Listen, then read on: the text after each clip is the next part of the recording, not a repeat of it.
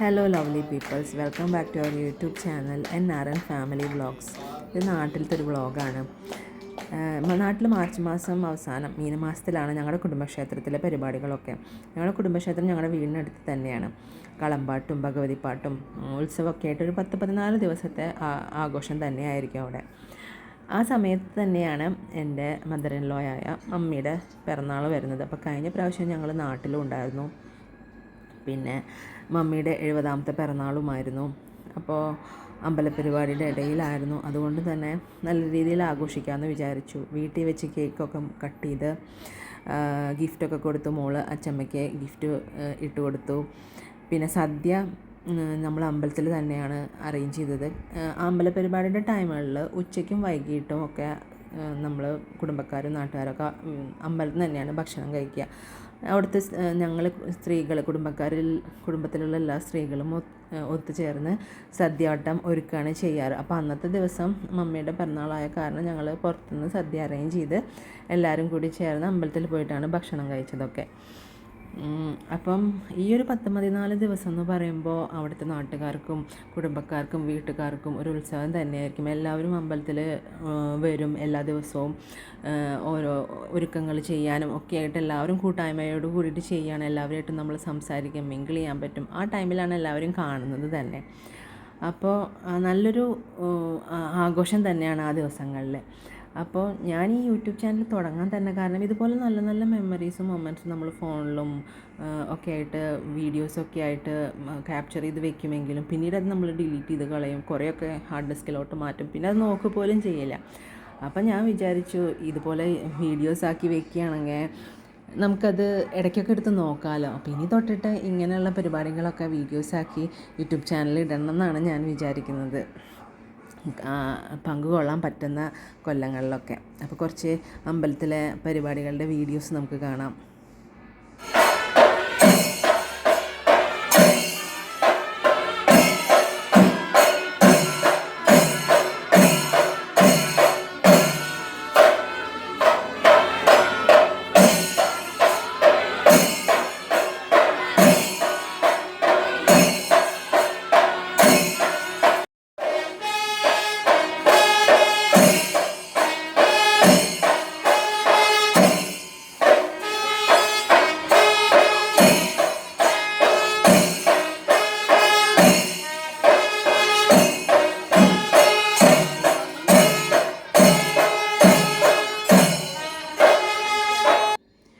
അപ്പോൾ ആ ദിവസങ്ങളിലൊക്കെ അമ്പലത്തിൻ്റെ പരിപാടിയുള്ള ദിവസങ്ങളിലൊക്കെ കാലത്തും ഉച്ചയ്ക്കും വൈകിട്ടും അവിടെ നിന്ന് തന്നെയാവും ഭക്ഷണം.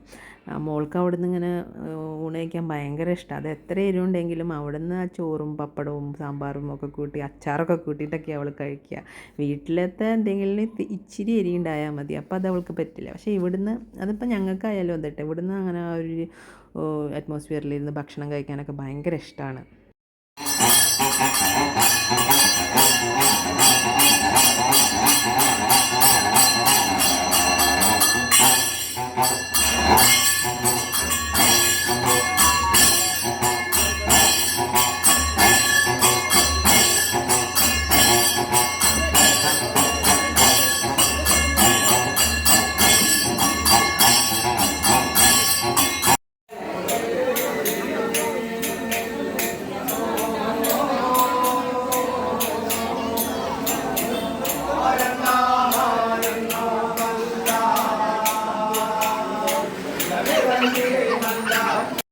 അവസാന ദിവസം ഉത്സവമാണ്. അന്ന് വൈകിട്ട് ആനയും പൂരം, പഞ്ചവാദ്യം എഴുന്നള്ളിപ്പും തെയ്യം ഉണ്ടാവും. കീഴൂരമ്പലത്തിൽ നിന്ന് എഴുന്നള്ളിച്ച് വരും.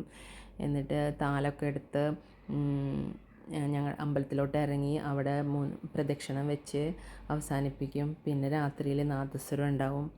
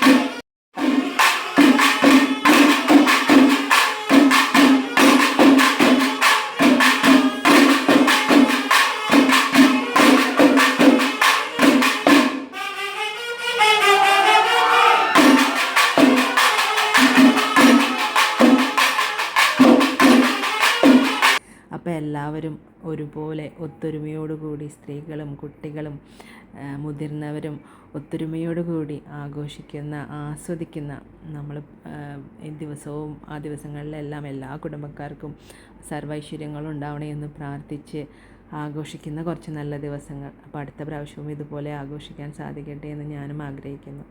അപ്പോൾ അത്രയേ ഉള്ളൂ. Thank you. ബൈ.